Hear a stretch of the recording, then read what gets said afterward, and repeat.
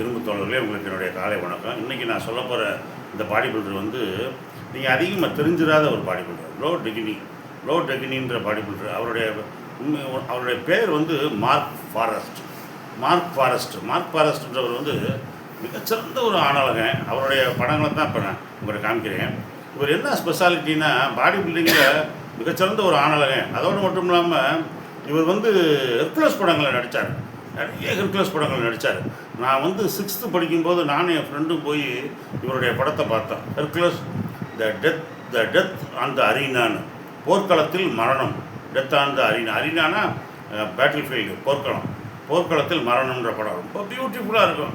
அந்த படத்தை நாங்கள் பார்க்கும்போது என்னென்னா, ஒரு கிராமத்தில்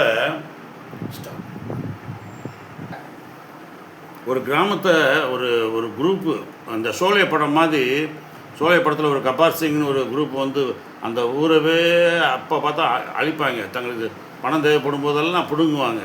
யாரும் அவங்கள தட்டி கேட்க முடியாது. அது மாதிரி டெத் ஆன் த அரீனான்ற படத்தில் 6 பேர் இருப்பாங்க. 6 பேர் அப்படின்னா, ஒருத்தன் அருமையாக கத்தி வீசுவான், கரெக்டாக குறிப்பாக கத்தி வீசுவான். ஒருத்தன் சாமர் சால்ட்டு வாழ்த்து அடிச்சுக்கிட்டே இருப்பான், அவனை நீங்கள் தொடவே முடியாது. ஒருத்தன் நல்ல கத்தி சண்டை போடுவான், அப்படியே பேக் வாட்டர்லாம் அடிப்பான். அப்படி 6 பேரும் 6 திறமை உள்ள ஒரு ஒரு ஒரு குரூப்.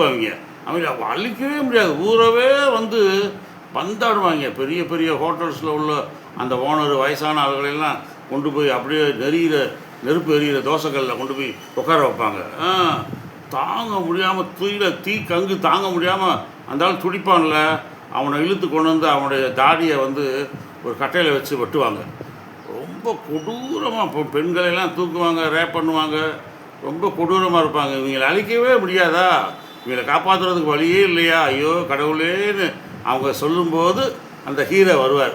புரட்சி தலைவர் எம்ஜிஆர் மாதிரி இந்த மார்க் ஃபாரஸ்ட், லோ டெகினின்னு ஒரு பேர், மார்க் ஃபாரஸ்ட் வருவார். இந்த படத்தில் பார்த்தீங்கன்னா நீங்கள் வந்து சின்ன பையனாக தான், சின்ன உருவமாக தெரிகிறாரு. ஆனால் அந்த படத்தில் செம்ம ஹியூஜாக இருப்பார், அட்டகாசமாக இருப்பார். நிறைய ஒரு 15 படங்களுக்கு மேலே நடிச்சிருக்காரு. ரொம்ப பியூட்டிஃபுல்லாக இருப்பார். இது என்ன பியூட்டிஃபுல்னால், இவர் ஆக்சுவலாக அமெரிக்காவில் உள்ளவர். அமெரிக்காவில் இருந்துட்டு பாடி பில்டிங்லாம் கலந்துக்கிறாரு, எல்லா போட்டிகளெல்லாம் ஜெயிக்கிறாரு. ஆனால் பெரிய யூஎஸ் லெவலில் போகல. ஆனால் இவர் அமெரிக்காவில் இருந்தாலும் இவர் எந்த ஊரை சேர்ந்தவர்னா, இத்தாலி நாட்டை சேர்ந்தவங்க. அமெரிக்காவை கண்டுபிடிச்ச உடனே ஒவ்வொருத்தரும் ஒவ்வொரு யூரோப்லேருந்து எல்லாரும் அமெரிக்காவுக்கு குடிபெயர்ந்தாங்க. இத்தாலியிலேருந்து போனாங்க, போலந்துலேருந்து போனாங்க, ஜெர்மன்லேருந்து போனாங்க, ஆஸ்திரியாவிலேருந்து போனாங்க, செக்கோஸ்லோவேக்கியாவிலேருந்து போனாங்க, சுவிட்சர்லாந்துலேருந்து போனாங்க, ஃப்ரான்ஸு, ஸ்பெயின், போர்ச்சுகல், எல்லா ஊர்லேருந்தும் தங்கள் குடிமக்களை பூரா அந்த ஊருக்கு போங்கப்பா, அங்கே போய் குடியேறுங்கப்பா, நிறைய புதிய நிலப்பரப்புகள், அதை வந்து வெட்டி சமன்னிட்டு பெரிய பணக்காரன் ஆகுங்கன்னாங்க. அதே மாதிரி அவங்க வந்தாங்க.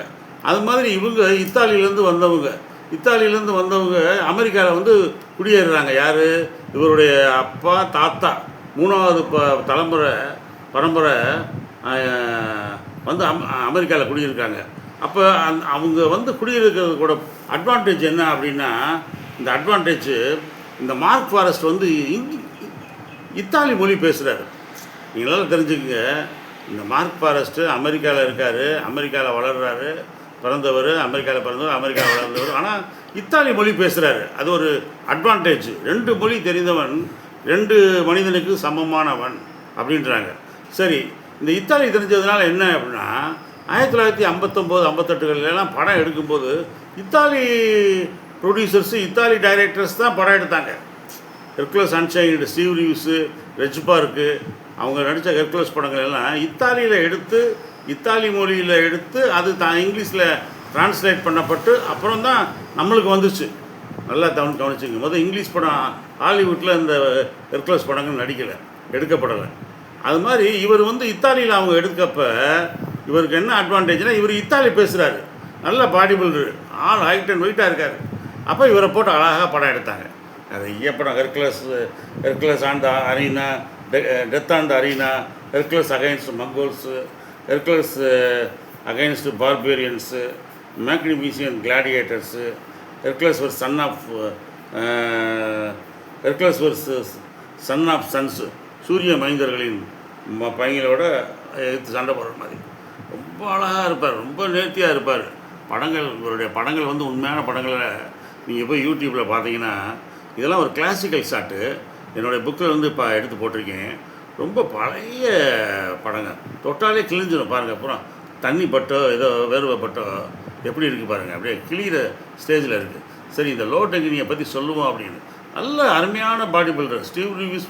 ஒரு பக்கம் ஸ்டீவ் ரீவ்ஸு, ஒரு பக்கம் நம்ம அர்னால்டோட ஐடல் வந்து ரெஜ்பார்க்கு, ஒரு பக்கம் நிறைய பேர் ஹெர்குலஸாக நடிக்கிறாங்க. அந்த டைமில் நடிக்க இவர் ஒரு பக்கம் நடித்தார். ரொம்ப அழகாக இருப்பார், ஹேண்ட்ஸமாக இருப்பார். ஒரு டைமில் எதிரிங்க மொத்தமாக வருவாங்க. இவர் ஒரு பெரிய தூணை தூக்கிட்டு போய் அவங்க மேலே போடுவார். அப்போ அவருடைய பேக்கை காமிப்பாங்க. கீழேருந்து படிக்கட்டில் ஏறி போவார். அந்த டைரக்டர் அந்த கேமராவை காமிப்பாங்க. ஹியூஜாக இருக்கும் பேக்கு. ரொம்ப அழகாக எடுத்திருப்பாங்க. ரொம்ப ஸ்டைலாகவும் இருப்பார். மார்க் ஃபாரஸ்ட்டு, லோ டெக்னின்னு பேர். நல்லா அந்த பாடி பில்டரை நீங்கள் நல்லா பார்த்து வச்சுக்கோங்க. நீங்கள் சமயம் கிடைக்கும்போது யூடியூப்பில் போய் பாருங்கள். 1933 பிறந்தவர், 2028 இறந்துருக்கார். 89 வயசு. 89 வயசு. 6 அடி ஹைட்டு. அதாவது ஹைட்டு வந்து ஒரு கிஃப்ட்டு. எப்படின்னா, நீங்கள் தூரத்துலேருந்து பார்த்தா கூட உங்களுக்கு தெரியும். You will be visible. நீங்கள் பார்க்குற மாதிரி இருப்பீங்க. எங்கேயா அந்த ஆள் அப்படின்னு நம்ம தேட முடியாது.